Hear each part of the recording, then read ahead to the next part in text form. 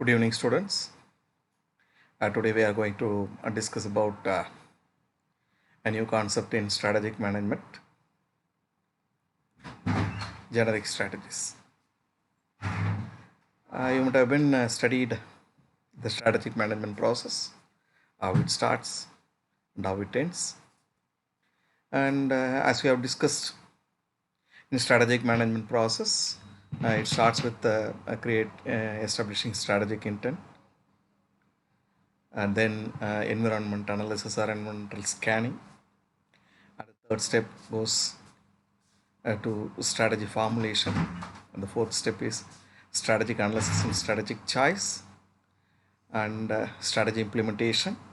And then it moves on to a strategy evaluation and control.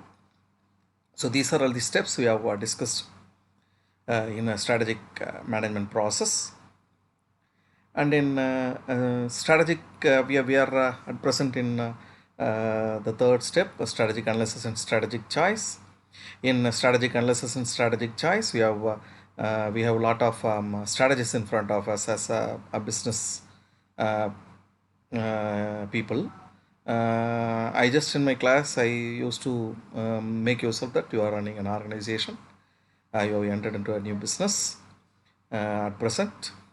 Even though you are strong in that industry, you have entered into a new business. Due to a lot of competition, we have discussed in Michael Porter's 5 forces model and 5 force analysis that in order to sustain in a market, we have to make more. So we have discussed about Michael Porter's 5 forces model. If we pay more concentration on those 5 forces, we can sustain in the market as suggested by Michael E. Porter. And at present, we are in strategic analysis and strategic choice. So we have discussed about grand strategies like growth strategy, retrenchment strategy, stability strategy. Along with that, we are going to look for generic strategies. So these have been again a continuation of Michael Porter contribution.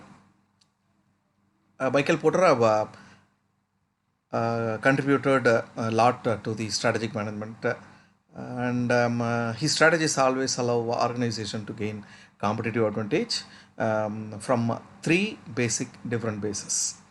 That's the reason it have been clubbed under the topic of generic strategies, and I can bet sure that each and every organization in this world depends upon its own nature of business have carried out these three specific strategies. That's the reason it have been termed as generic strategies. So according to Michael E. Porter, he have classified into three categories of generic strategies. I can list it at now: overall cost leadership strategy, differentiation strategy, and focus strategy. So these are all the three generic strategies we are going to discuss in this session. First, we'll discuss about overall cost leadership strategy. It is also called as a cost leadership strategy, and it also be called as a least cost leadership strategy. The overall cost leadership emphasis of producing standardized products at a very low per unit for consumers who are price sensitive. So usually customers can be classified into different categories based upon their purchasing power, their likes and dislikes, their tastes and preferences, their needs, wants, and desires. So some of the customers who belong to a category of price sensitive, they are more price sensitive. That is, they are very cautious in their price of the product what they purchase. So for those people, Porter have contributed and developed a strategy called as overall cost leadership strategies, where a company want to retain their customers who are price sensitive. They automatically concentrate on practicing this type of a strategy. That is, whenever they enter into the market with a new product or service, or to a new market, they come with a low price strategy. So that's the basic ideology behind the overall cost leadership strategy. So while I am coming with a product into the market, I least bother about the competitors' prices. I come with a low price strategy because I want to cover the people or the customers who are price sensitive, who are more cautious in spending their money. So that's the ideology behind cost leadership strategy, right? For this, I can give an example of Geo. That's the best example at present because when they entered the market, telecommunication market, they came with a big bang approach of going with least prices, not, no price strategy. They just came with a no price strategy that comes under overall cost leadership. This, when compared to the other competitors, the pricing of Geo is very less, right?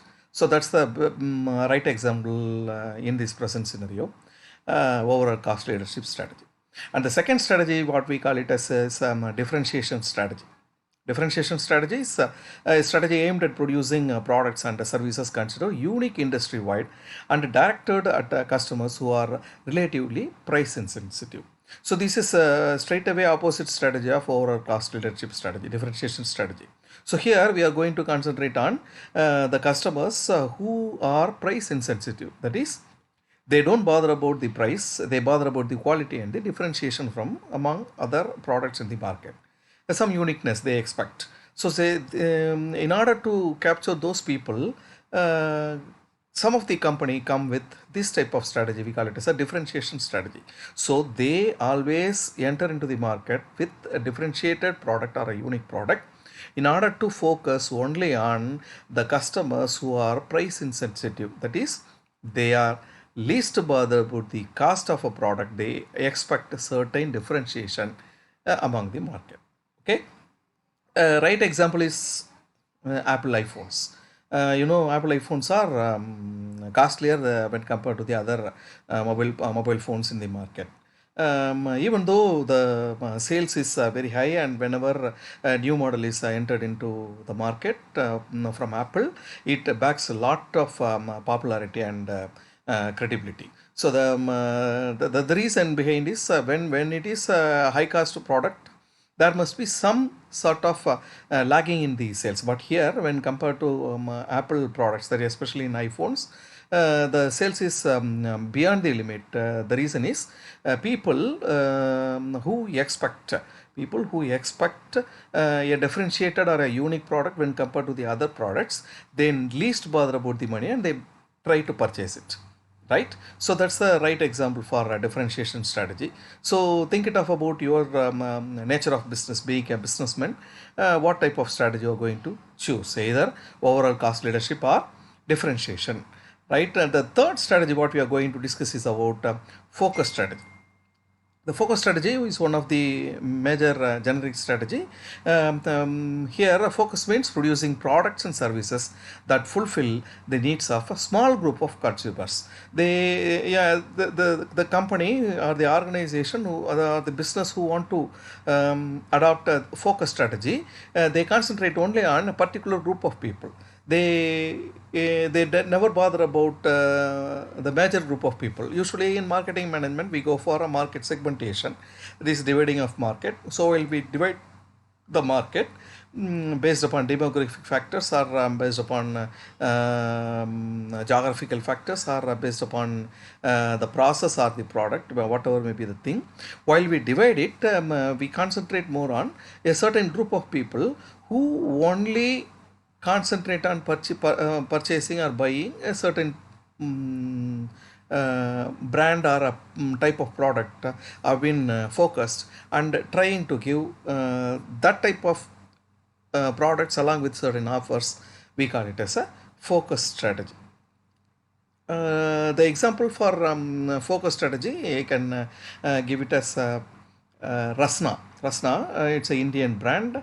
They will never compete with the international and national soft drink product. It's a soft drink, so we call it as a niche product, niche in a niche market. So what they used to say, they have their own set of customers. So they focus that type of customers with their products and services, and they will reach the market share. So automatically this type of business people will think it of moving hard in an industry. What we say it is step by step, just focusing on the small group of people. Their concentration is, or their main objective is just to identify the needs and wants of that particular small group of customers, and trying to satisfy their needs and wants. So these are all the three strategies developed by Michael E. Porter, along with five forces, where most of the company, based upon the nature of business, choose any one of the any one of the strategy and try to adopt it after conducting a strategic analysis.